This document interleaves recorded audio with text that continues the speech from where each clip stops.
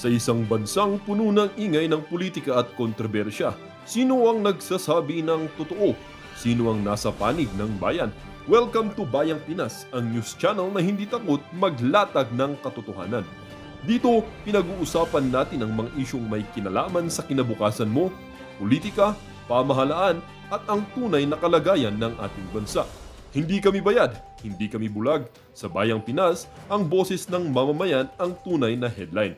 Kaya kung sawang-sawa ka na sa mga baluktot na impormasyon at scripted na kwento, dito ka na. Dito sa Bayang Pinas, tayo ang bantay at boses ng bayan.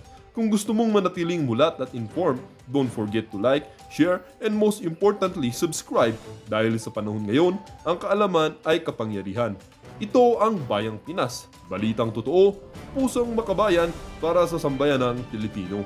Tara na't alamin ang tunay na balita. Po, doon sa BICAM o kahit na sa iba pang mga sessions po. Hindi, kasi kami po, ako po, hindi ako member ng BICAM, no? So, natuklasan na lang namin ito noong, ako nalaman ko lang yan, I think March 24. March 24 ko na lang nalaman na ganun kalaki. Kala natin nung una, PhilHealth lang binawasan, DepEd lang. Later on, natuklasan ko po na yung mga flagship projects ng administrasyon, ni Pangulong BBM, ibig sabihin po ng flagship projects, yan po yung mga foreign assisted projects, ay tinanggalan po nila ng pondo para maisingit yung mga pondo na gusto nila isingit doon sa BICAM. So kaya po, ako rin, napakahalaga po rin sa akin na maimbitahan si Congressman Saldico. At doon po sa House of Representatives, meron pong small committee doon pagkatapos ng second reading. So ang pag-insert is not only doon sa BICAM, meron pang insertion doon sa small committee. So since walang makakasagot niyan kung hindi si Congressman Saldico, yun po, request po natin na siya imbitahan. Alam po ba ninyo kung sino-sino yung miyembro ng small committee na binabanggit ninyo? Sa House of Representatives po. Opo. Yes po. Ang chairman po noon is si Congressman Saldico, tapos senior vice chairman ng Committee on Appropriations, majority leader of the 19th Congress, and minority leader of the 19th Congress, Your Honor. Sino po yung vice chair ng Appropriations? Senior vice chair si Congresswoman Stella Luz Quimbo po. Sino po yung majority leader? Congressman Manix Delipe po, Your Honor. Minority leader? Congressman Nonoy Libanan po, Your Honor. Sa mga tweet, silang apat po ang nagkukompose ng small committee. Yes, Your Honor. Ang nangyayari po, kasi alam ko rin naman po, dahil nagtagal din naman ako sa mababang kapulungan, kumisan po ay 2 hanggang 3 buwan po nating pinagdidebatihan yung budget. Mag-aaway-aaway pa nga po, kung minsan nga inaabot tayo ng madaling araw. At katapos-tapusan ang sinasabi ninyo ay 4 na tao lang pala ang gagawa ng mga bagay na inyong gusto sanang malaman kung anong nangyari. Tama po kayo, Your Honor. Di ba po, sabi ko nga, magtatalo-talo, magbibigay ng inputs yung mga kasamahan natin. Tapos sa dulo pala, yung 4 na tao lang ang magdidesisyon. At yung problema po doon sa 4 na tao na yon, at least yung BICAM po, may BICAM report po yun eh. Makikita sa BICAM report kung ano po yung original net budget ng isang departamento, Your Honor. Tapos makikita po kung ano yung dinagdag or binawas, Your Honor, at makikita yung natirang pondo. Ang problema po doon sa small committee, wala pong ano yun. Di ba po, nung unang araw namin ng budget briefing, nandun po si Sec Mina, nandun po si Yusek Cathy, hiningi ko na po yung report ng small committee. Kasi po, di ba, sa rules po natin sa House of Representatives, Section 39, kung di ako nagkakamali, pero baka mali ako, nakasulat po doon na after 7 days after may pasa ang isang batas or 15 days pagkatapos mag-end ng session, dapat po i-file sa archives lahat ng reports tungkol sa isang House bill.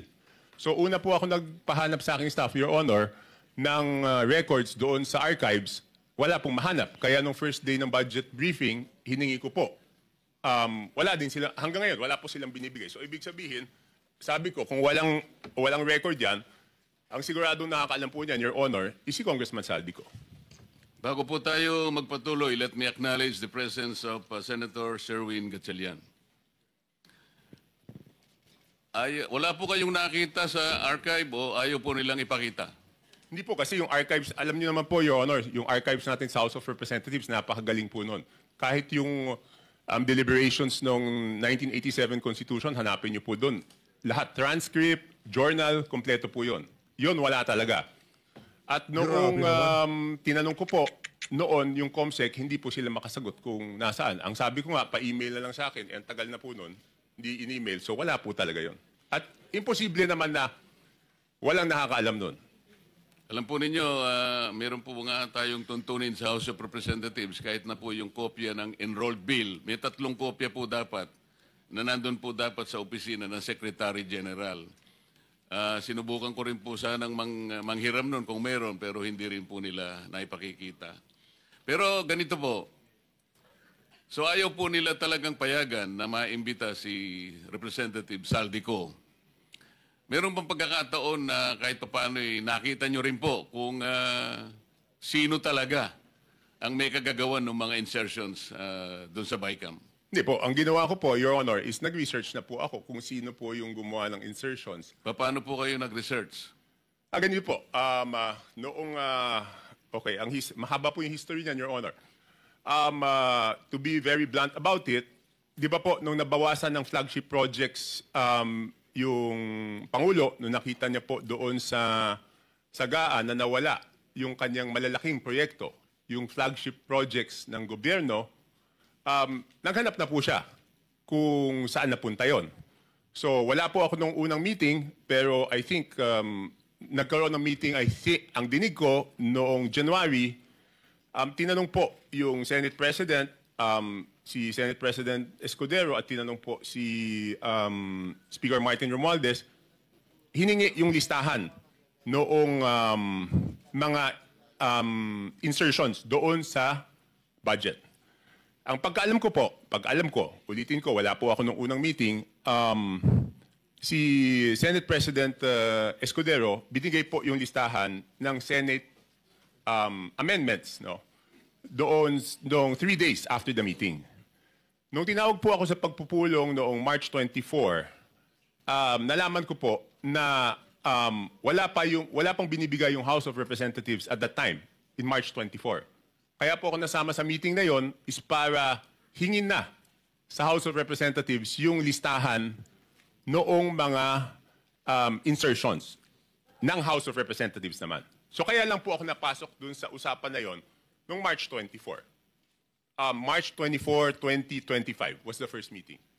So dahil nga po sa paghahangad ninyo na malaman kung ano-ano yung mga insertions, kanino napunta at sino yung may kagagawan, paano po nyo eventually nalaman kung talagang nalaman ninyo? Hindi, ganito po, Your Honor. So March 24, paglabas ko doon, kasi nagmamadali na si Secretary Bunoan Kasi ang worry niya po noon, March 29 mag-election ban po, di ba?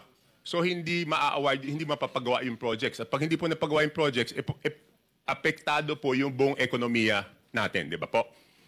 So paglabas ko, tinawagan ko po si Congressman J.J. Suarez kasi sabi sa akin doon sa meeting na yon na since wala na si Saldico, ang kumakausap na lang sa mga department secretaries ay si Congressman J.J. Suarez. So ang ginawa ko po, Your Honor, tinawagan ko siya, hiningi ko po yung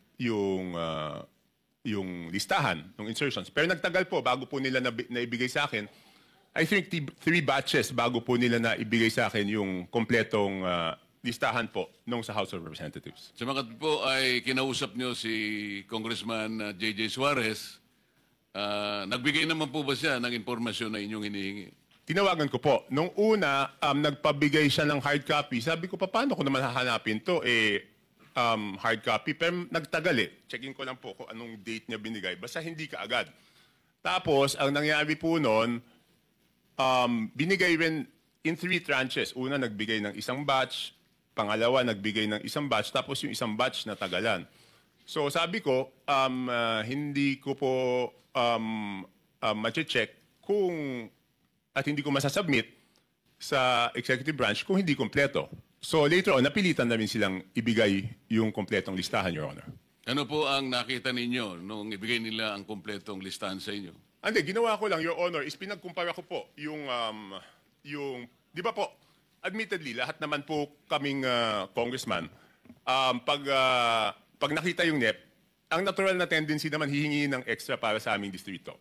Okay? So susulat po kami. At least ako sumusulat ako. So, siyempre, nung binigay sa akin yung listahan, ang unang naisip ko noon, ang una ko pong naisip is, kung ikaw, congressman, hihingi ka para doon sa distrito mo.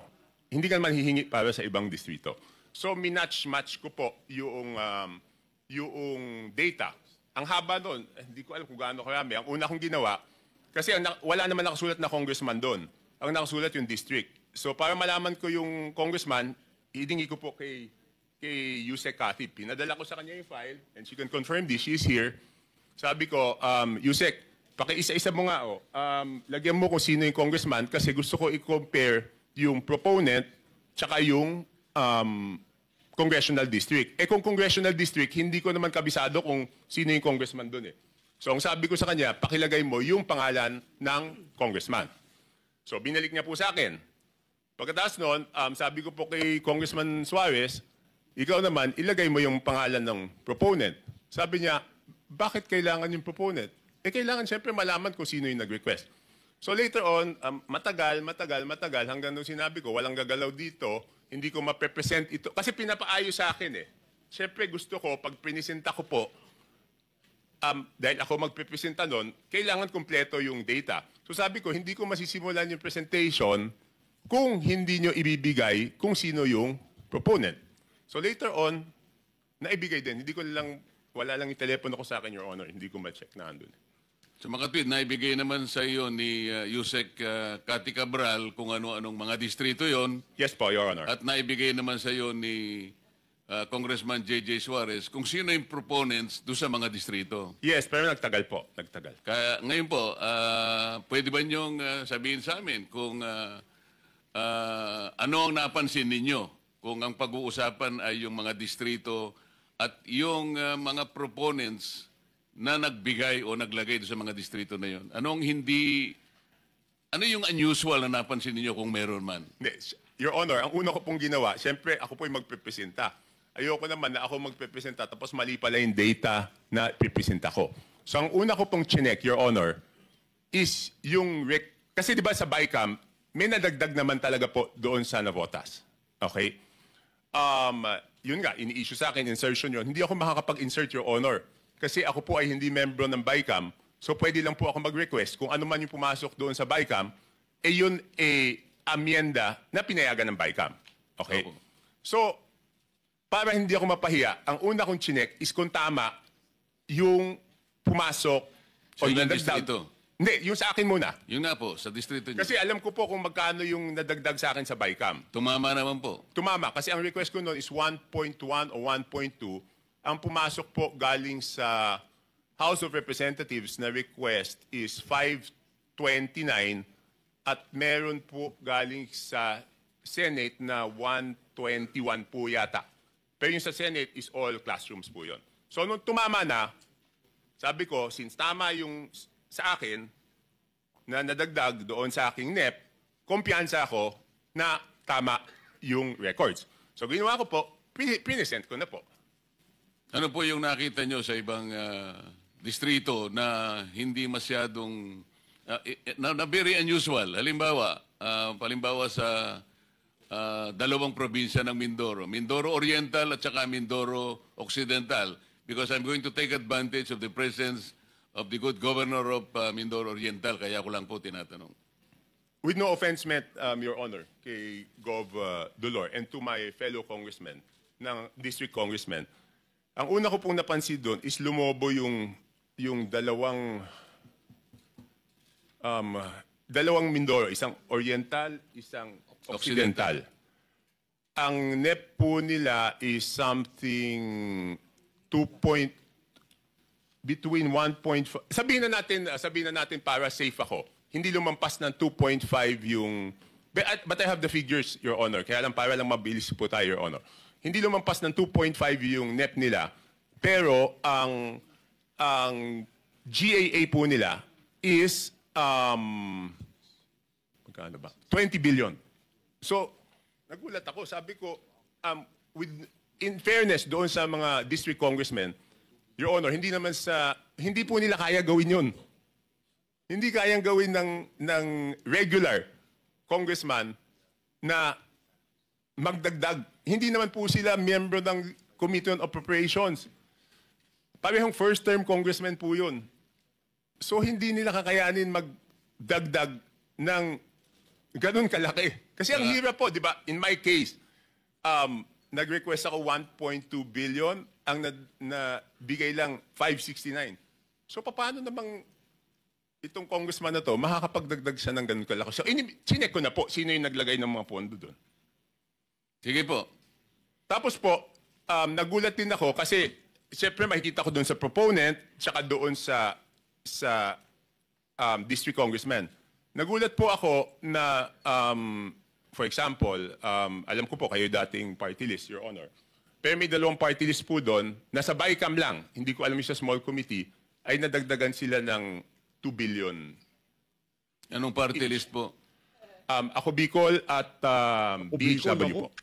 Eh, ang alam ko po, Your Honor, ang party list congressman, ang allocation po yata, kung di ako nagkakamali, but I'm sure you know better, is 100 to 150 million lang.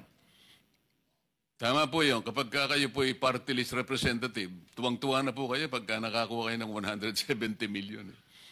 So sinasabi po ninyo, dalawang party list yan, 2 billion po yung nakuha. Sa BICAM po. Sa BICAM. So hindi ko na po na-check, Your Honor, yung kasi one-man team to, ako mismo ano nito eh. So, Balikan po natin yung sinabi nyo without any offense meant dun sa representative po dyan sa Mindoro Oriental at saka Mindoro Occidental. Kayo na po ang nagsabi na parang wala naman sila sa kalagayan ng manghingi ng ganong kalaki sapagkat hindi naman sila kasing sikat ng isang Toby Tiangco. Hindi po. Kung kayo nga po nanghingi ng ganito, kalahati lang ang naibigay. Sabi po nyo kanina, hindi sila lalampas ng at least 2.5B. Pero ano pong nakita ninyo? Naging 20 sa mga tweet. Magkano po yung nadagdag? Sangayon po doon sa inyong nakita. 17, ganyan. Di ba? From sabihin mo 2.5 to 20, di 17.5. Tapos ang isang nakita ko po doon, under proponent, nagulat po ako na yung proponent ng mga dagdag sa distrito na to, under BICAM, is si Congressman Saldico na 13 billion. Sir, Your Honor, pwede bang i-ano ko lang yung USB na ayaw nila ipakita doon para mas madali kong mapaliwanag? Nako, Yun nga yun po na. yung gusto namin kung papayag Kasi kayo. mahirap po yung kwento eh. Ito, may numero po to. Bigyan natin ng kopya po yung Blue Ribbon Committee. May I direct staff of the Blue Ribbon Committee to please secure the copy from Congressman Tiangco para makita po natin yung binabanggit niya. Ipakita po natin sa sa screen.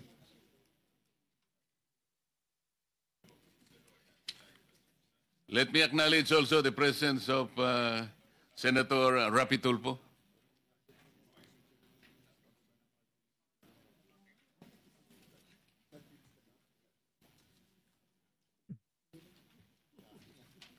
Mr. Chair, may I interject, Mr. Chair? Yes, Ako? Senator. Yeah, I would Batang like ano to to? direct this question. Bate to, Romualdez. Sandali. Let me acknowledge also the presence of Senator Bato. Continue, sir. I would like to direct this question to Congressman Toby Tiangco. Sir, sabi niyo parang 17.5 ang nilobo nung budget. Tama po ba yun? Kunin ko lang po yung eksaktong records para sigurado. Yan. Kasi parang sinasabi niyo, 2-something lang ang request nung district na yon. And you don't believe na hindi nila kaya yung kasi mga ordinary at mga bagitong congressman. Tama po ba yon? Hindi naman po ordinary, sir. Regular. Yeah. What I mean to Regular. say, sa district ho na yon. Tama po ba? Yes, Your Honor. Ang tanong ko po ngayon, sir, may naririnig po tayo, ito po yung common lingo ito, yung sinasabing parking fee. Hindi ho kaya nagkaroon ng yung pondo na yon ay pinarada lang dito ng isang congressman na hindi naman taga roon? Ito ang tawag ay parking. Have you heard that, Mr. Chair? Yes, sir. Yes, Your Honor. Nadinig ko na po yun. Pero dalawang term po yan, di ba? Kung matatandaan nyo sa Kongreso, isa yung parking, isa yung sagasa. Nako. Could you tell me? may parking na, may sagasa pa. Tell us the Pambihira, difference oh. Di ba between yung parking, Your and Honor? sagasa. Yung parking rep, Tiangco, medyo kabisado ko, pero yung sagasa, hindi ko pa, pwede bang ipaliwanag mo yung sagasa? Hindi. Yung parking po, Your Honor, is nakiusap ka dun sa district congressman. Yes. Pumayag yung district congressman. Yung sagasa po, Your Honor, is wala kang magagawa sa ayaw mo at sa gusto. Mas matindi pala yun. Mas matindi sagasa. Oh, Your Honor,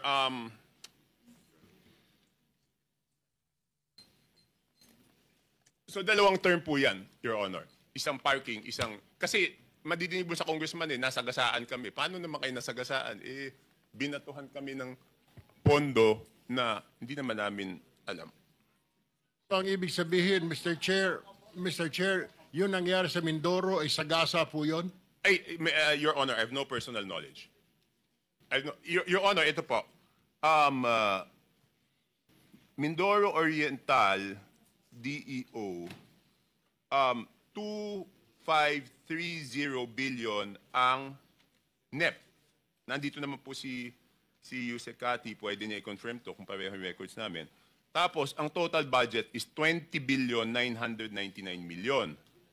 Tapos, yung Mindoro Oriental DEO, 1,508,583,000.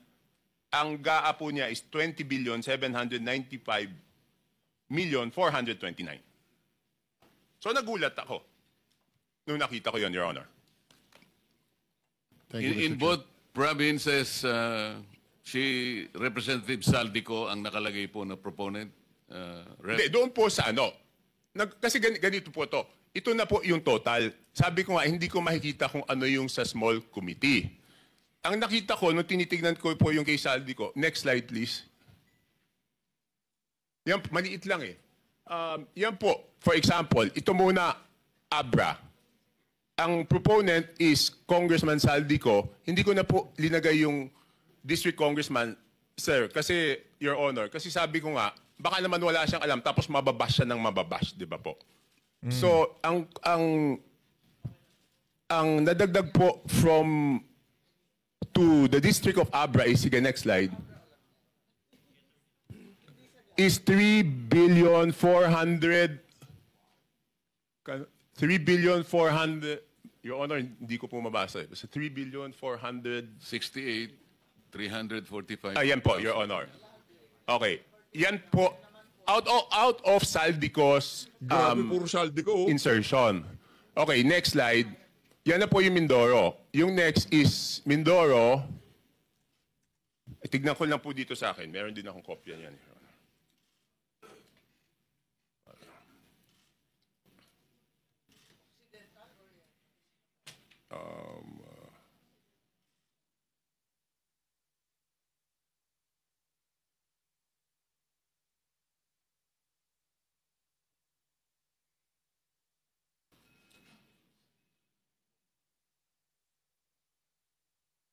Next is Occidental Mindoro, 3.2 billion po yan ang nadagdag. Okay, next is Oriental Mindoro, 3,105,759. Next is total po ng Romblon is 620 million. Tapos next po, Bukidnon is 580,222,000. I would like to clarify, Your Honor, I will make it clear, hindi po ito district ni Congressman Joe Zubiri. Hindi po. Just to clarify, hindi niya distrito yan. Tapos yan, sunod-sunod na po. Itong Camarines Norte, 550 million. Itong, ano ba yung sumunod? Batangas, 429. Meron pa pala ulit na Mindoro. Hindi ko alam bakit nahiwalay ito. Baka ibang district ito. 400 million. And then Sarangani, 300. So next slide, pag tinotal niyo po, yan, magbabalanse po yan. 13,803,693 with Congressman Saldico as proponent. And pag tinotal mo yung district, yung subtotal, 13,803,693,000, Your Honor. Mani lang ho yung 500 million, 300 million, billion ho pinag-uusapan natin dito mga kababayan. At yung mga nakalagay na pangalan dyan, wala tayong makita kung hindi puro Saldico. For the record, ang binabanggit po nating Representative Elizalde siya po yung chairman ng House Appropriations Committee. Sa makatwid po, Rep. Toby, kung titingnan po natin at pagbabasihan, ito pong nakalap po ninyong impormasyon, lumalabas po na si Rep. Saldico ay siyang proponent ng halos 13.8 billion. Hindi natin malaman kung ito pinarada o sinagasa. Yun po ba ang ating conclusion? Ano po yung ilang congressman dyan, sabi niya hindi amin yan. Hindi namin ni-request yan. So, hindi na ako nagtanong kung parada yan or Sagasa. Ang sinasabi ko lang po is, yan po yung nakita ko. Kasi normally, kung kunyari, yan po yung request ko, dapat ako yung proponent. At ako rin po yung congressional district. So pag magkaiba, magtataka kayo bakit eh. Chair, baka may dadagdag si Gob, Dolor, dahil puro Mindoro ang binabanggit. Yun nga po, may I take advantage of your presence, Gob. Total, nababanggit naman po ang inyong probinsya. Siguro po, makapagsalita kayo sang-ayon po dun sa revelations po ni Representative Toby. Nag-request po ako kay Gov. Dolor. Tapusin ko lang, mabilis na lang to eh. Okay. Yes. Yan, So yan, makikita ko po, yung ako Bicol, Excited ako kay Gob Dolor eh. yan po, ang BICAM is 2,295 million. Next slide. Yan. Next slide. Yan. Ang ako Bicol, ang ano po niya, ang napunta po sa BICAM pa lang is 2,295 million. Again, hindi ko alam yung small committee. And then yung BHW po, ang total is 2,064. At ito po, Your Honor, buti na lang naagapan to kasi po, hanggang ngayon, hindi po rini-release yan. Kasi nung natuklasan na ganyan, nakakapagduda, hindi po ni-release. Your Honor, pwede po ako magtanong kay Yusek Cathy. Meron lang ako gusto i-clarify, Your Honor. Please proceed. Yusek, Huwag ho kayong malito ha, yung BHW, hindi ho yun yung kay Congressman Bernadette ha, hindi ho yun. Yung BHW ho, yun ho kay Angelica Natasha ko, okay? Huwag ho kayong magpalito, baka akala ng mga kababayan natin pagka naririnig yung BH. Yung BHW ho na tinutukoy dito, yun hong party list nitong si Angelica Natasha ko. Malinaw ho ha, hindi ho kay Ma'am Bernadette, Bernadette, ano pangalan nun? Yung sa BHW. Pares kasi. Sa BH party list pala, BH party list. Iba yung BHW, iba yung BH party list. Yung kay Ma'am Bernadette Herrera. Iba ho yun. Linawin ho natin baka, bakit nandiyan yung inendorso ni BP Sara na BH? Sa dami ho ng party list, talagang nakakalito na ho mga kababayan. May BH party list, may BHW. May four-piece party list pa nga, di ba? Huwag ko kayo magpalito. Hindi ho yung kay Congresswoman Bernadette Herrera, okay? Hindi ho yun. Iba ho yun. Dito ho kay Angelica Natasha ko. Kamag-anak ho ni Saldi ko. Okay? di ba, ginagawa ito short of award, di ba po? Yes, sir. Kapag na lumabas na po yung GAA, pwede na po silang mag-advance procurement short of award hanggang ma-download po yung pondo sa implementing office. Okay. Yusek Cathy, kung yan po ay short of award, ibig Wala na ho eh. Nahanap ko yung BHW party list. Puro down yung mga ano nila. Puro down yung mga account nila. Ano ba yan? BHW party list. Pati yung website nyo na nasa WordPress. Dinown nyo din. Mga walang ya kayo. Go to home. Ano ba to? Legislation. Ayun, may highlight pa pala yung ano nila, website nila. Okay. Okay, nakita natin. Buhay pa. Wala silang magagawa. Hindi nila na-down ng tuluyan yung website. Buhay pa yung BHW. Ang representante ho nito si Natasha ko. Okay? Angelica Natasha ko. Okay? ibig sabihin, meron na yung lowest calculated bid. Tama po?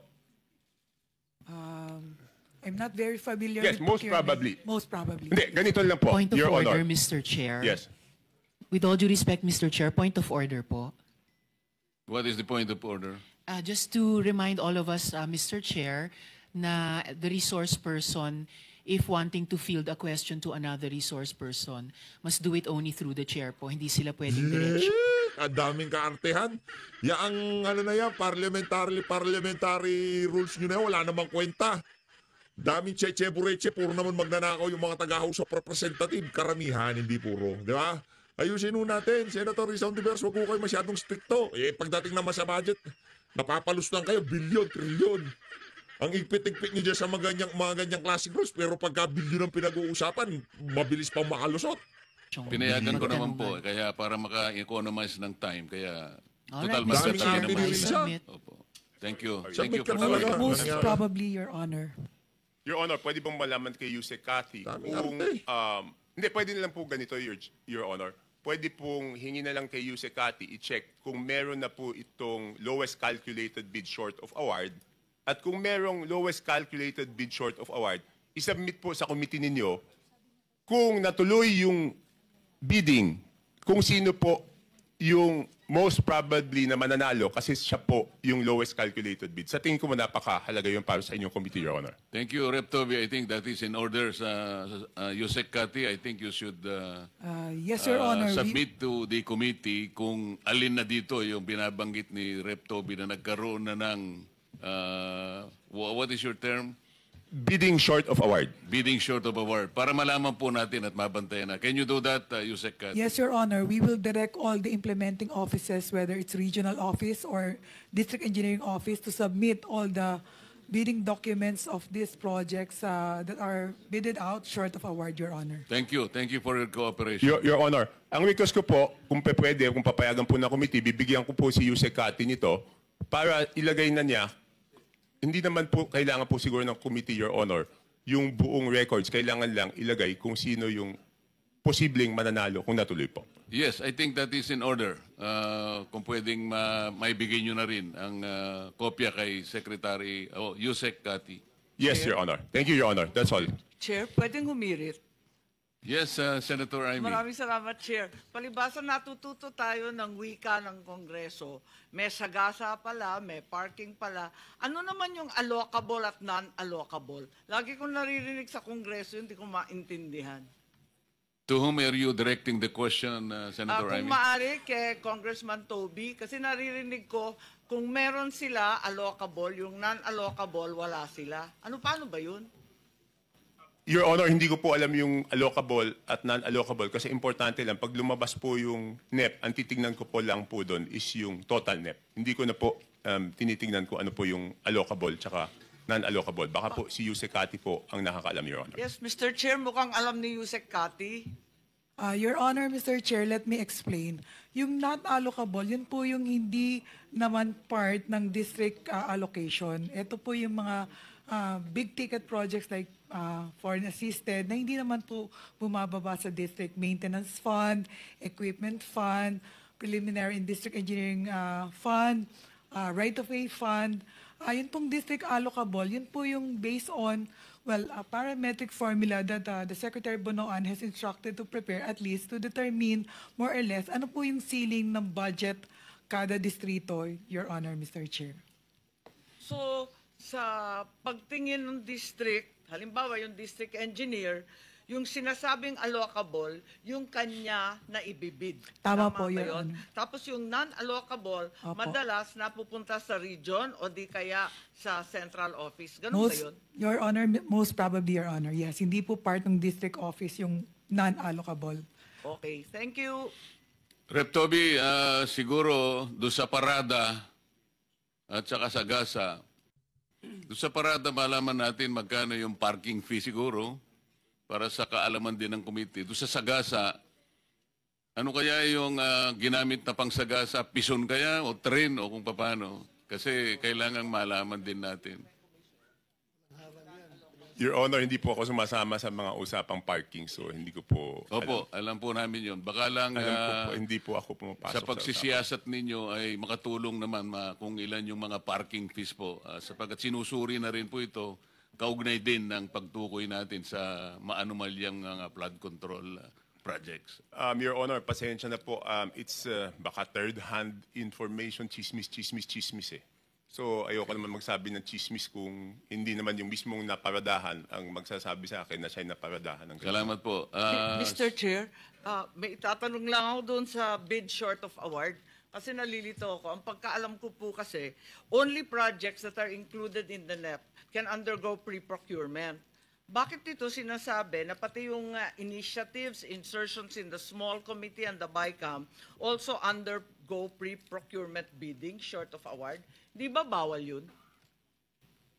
Akala ko yung NEP lang. Madam Chair, if I Yes may. po, ayun. Yes po. Ano po yan, nasa rule po ng New Government Procurement Act.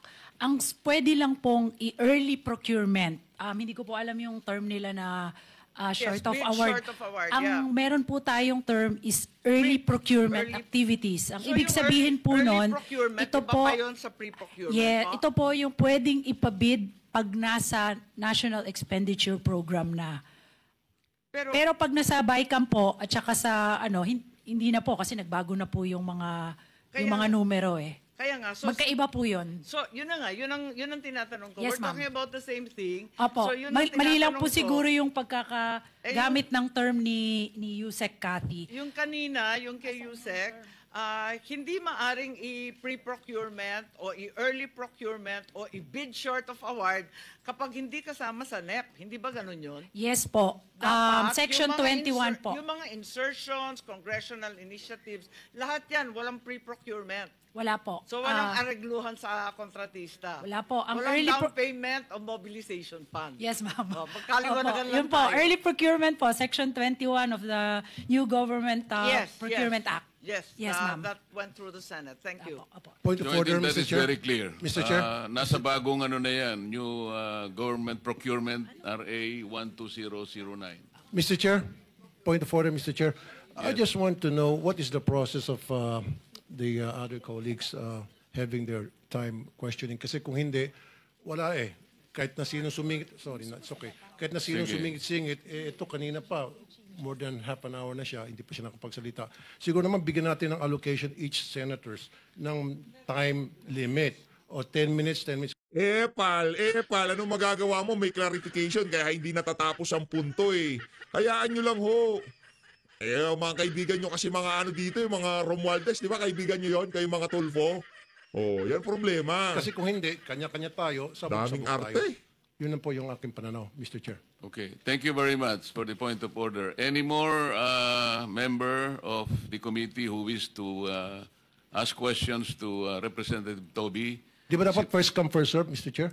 Marami ata. Yun nga po, kung merong gustong magtanong, kailangan mag-express na po para Mr. Chair, right here. Senator Erwin. Yes, I have a couple of questions for Congressman Toby.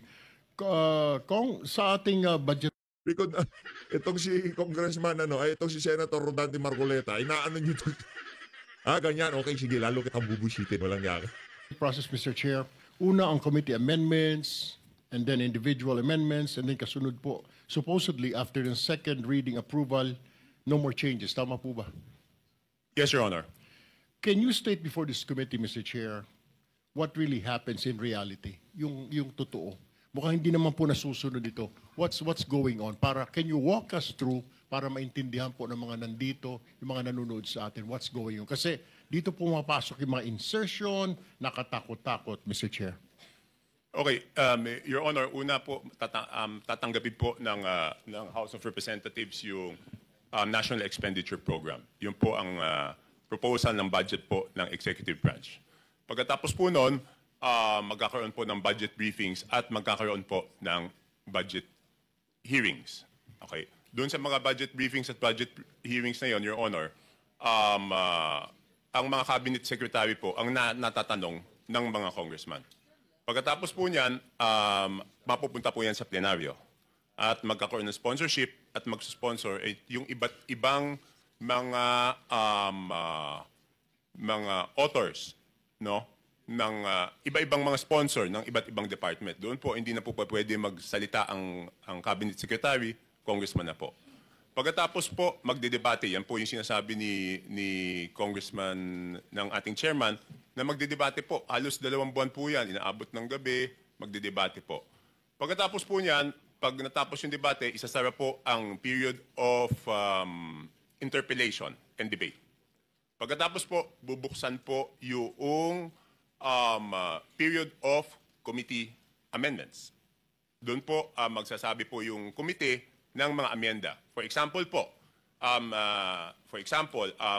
yung departamento, yung let's say yung executive branch, may nakita silang dapat na institutional amendments. Doon po yun sinasabi sa period of committee amendments. Pagkatapos pong maisara yung period of committee amendments, bubuksan na po ang period of individual amendments. Pagkatapos pong isara yung period of individual amendments, ay magboboto na po on second reading. At tapos third reading. Yan po ay sa normal, sa lahat po ng batas. Ngayon, pagdating po sa budget, iba po yung proseso doon sa House of Representatives because ang laging sinasabi doon, kulang yung oras, di ba po? So, pagkatapos po ng committee amendments, bubuksan po yung period of individual amendments. Tapos po, magmo-motion po ang majority leader lagi na sasabihin po na magpo-form ng small committee to accept the individual amendments of the members after the approval of second reading. So ang mangyayari po, aaprubahan natin on second reading, tapos tsaka palang mabubuhay yung small committee na tatanggapin yung individual amendments. Tapos yun po yung sinasabi ni Honorable Chairman na pagkatapos natin magdebate, dito lang sa budget, kaisa-isang bill na may small committee na siyang tatanggap at siya magdidesisyon. Walang magagawa kahit sino kasi hindi naman po kami kasama. Your Honor, doon sa talakayan na yon, sila po magde-decide. Tapos pagbalik po namin at makikita po namin yung printed copy, wala na kami magagawa kasi sa third reading po ang botohan lang doon, ang papalitan period. So magugulat kayo minsan, nadagdagan to, nabawasan to, hindi naman napag-usapan sa plenaryo at yun po yung desisyon ng small committee. Kaya po hiningi ko po yung committee report ng small committee na wala naman pong maibigay.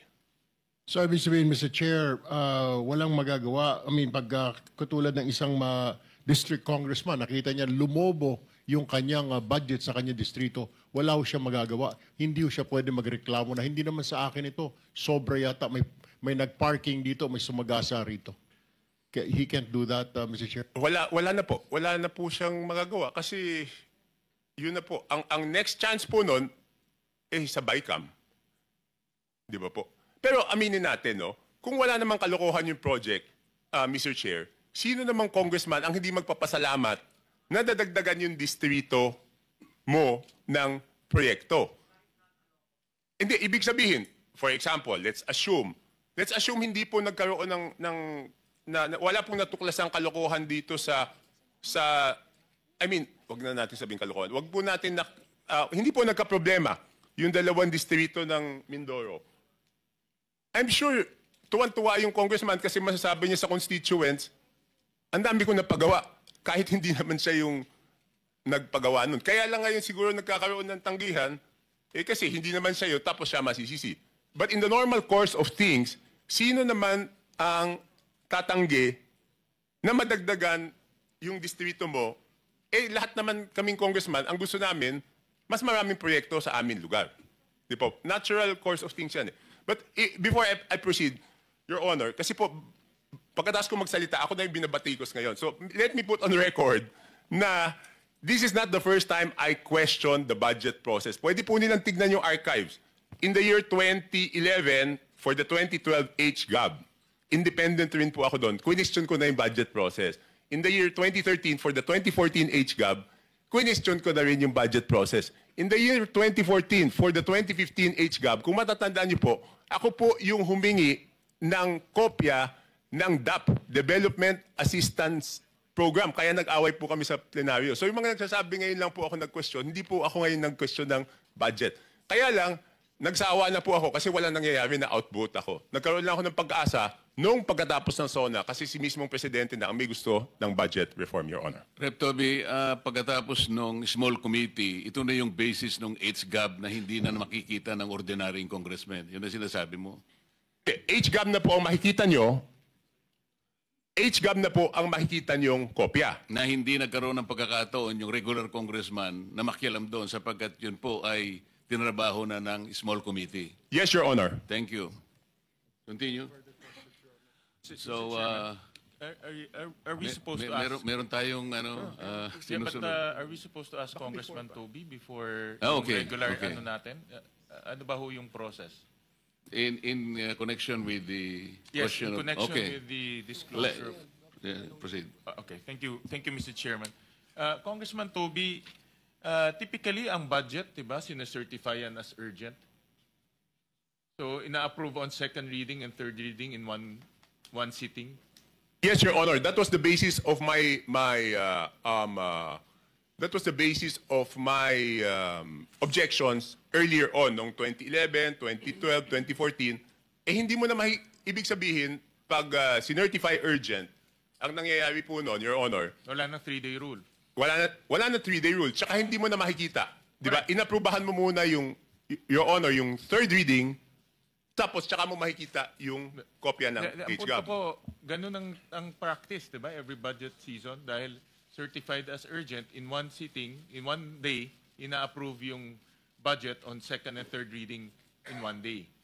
Yes, I don't know if all congresses that I attended, kasi nawalan na nga ako ng pag-asa noong after 2015. Kasi kahit questioning ko bakit one day, wala naman. I think in one budget season, pinadala naman yung kopya, hindi ko lang alam kung ano year, pero on the same day, since certified urgent, ay aaprubahan. Kaya nga ang naging ano ko doon, explanation of vote, sabi ko nga doon, and it's in the records of the archives of Congress, Your Honor, sabi ko nga doon, paano naman babasahin yung ganyan kakapal o even hanapin yung ano in one day? Yeah, but naintindihan ko sa'yo, you're saying na even after the approval on second reading, tapos ng period of amendments, di ba? Approval na on second reading, pwede pa mag-amend.